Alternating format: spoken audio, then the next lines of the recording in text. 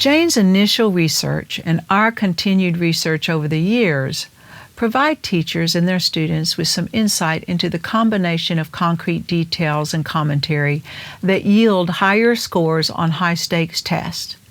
Jane called these findings chunks and ratios. What you just wrote was a one-chunk body paragraph with a ratio of 1 to 2 plus.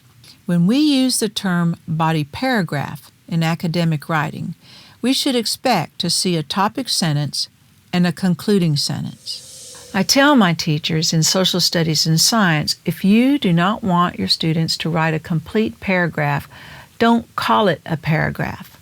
Call it a free response, a short constructed response, or a discussion question. But a body paragraph has both the topic sentence and a concluding sentence, whereas a short constructed response will have a topic sentence, but not necessarily a concluding sentence. Students become confused when one teacher says paragraph and means one thing, and another teacher says paragraph and means something completely different. We need to be consistent with our students, not only vertically, but horizontally.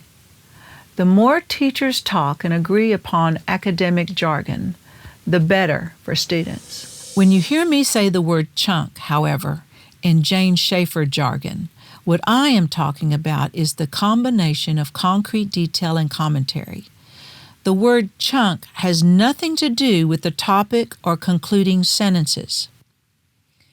It refers only to the concrete detail and commentary.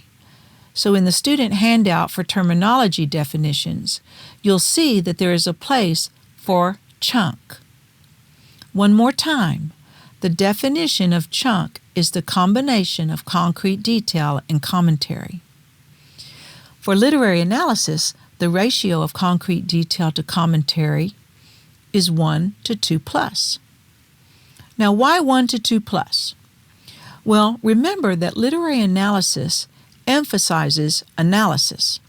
And over the many, many years that we have been practicing the Jane Schaffer writing program, when we look at high-scoring essays, high-scoring literary analysis essays, we notice that there is evidence, of course, what we call concrete detail. But what follows is a preponderance of commentary, at least 2 or more sentences that analyze that evidence, that interprets that evidence, that makes inferences about that evidence. When we compare high-scoring essays with medium-scoring essays and low-scoring essays, the highest-scoring essays have a 1 to 2 plus ratio of evidence to analysis, or what we call concrete detail to commentary. Now remember, the number 1 refers to a sentence, because in a sentence of concrete detail, you may have multiple details. In fact, in our Cinderella example, we have cooking, cleaning, and sewing, 3 details. When you see the number 1, we're not talking about just one piece of evidence. We're talking about one sentence that has 1 or more pieces of evidence in it. So for every sentence of concrete detail, we would like 2 or more, and we prefer more because it's analysis, 2 or more sentences of commentary. I have my students circle the plus sign next to the commentary to emphasize the importance of unpacking that concrete detail, going deeper, which necessitates multiple commentary sentences. 2 is okay. 3 is better. 4 is even better if the analysis shows a depth of understanding and insight that the writer has. These numbers are here to provide guidance so a student is not floundering. They are not here to quell or inhibit a student's thinking.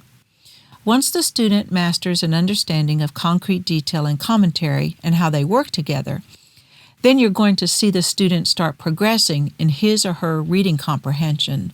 The writing follows.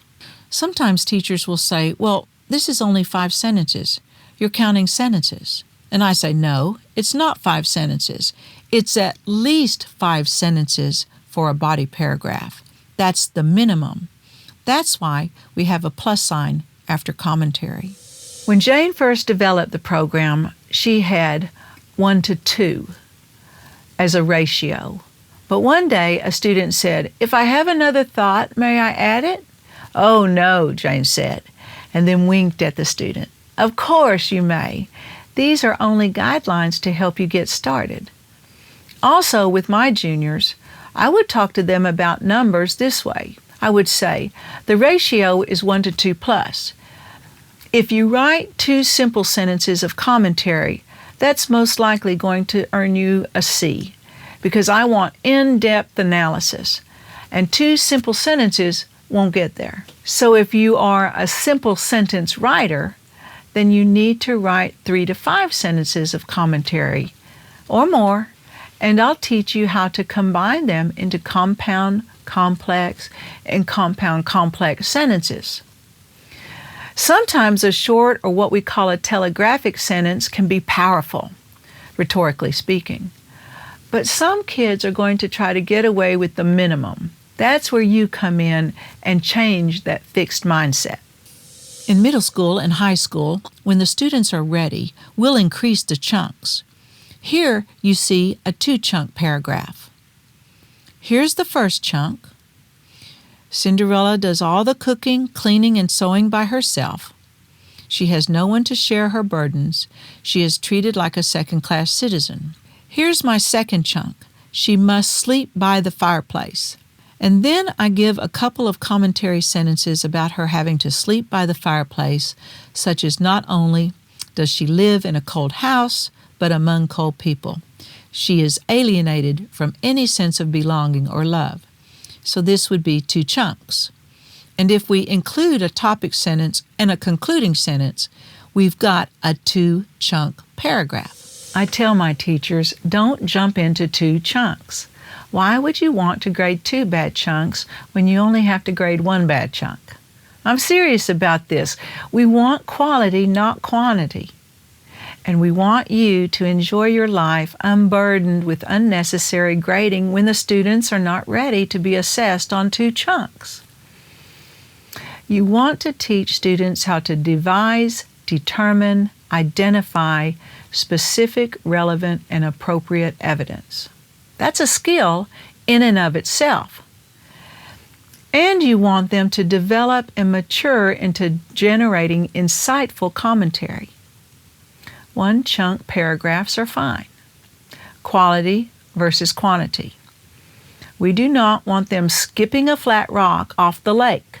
We want them to delve deeply into the unconscious, don't we? They're going deeply into the story. They're coming up with ideas, maybe about the tone of the passage, the theme of the piece.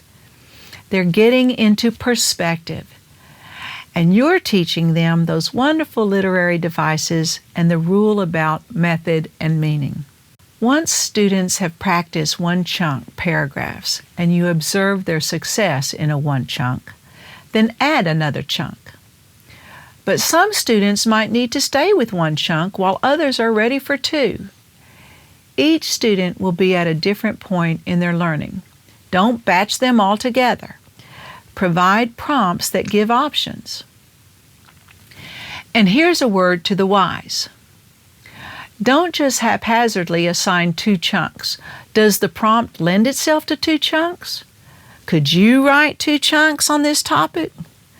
Test your prompts before you give them to the students. Later, you'll have an opportunity to learn how to design effective prompts. But remember 2 ideas here. Quality, not quantity, is what we're after. And the chunks and ratios are designed to guide students toward their thinking, not limit it.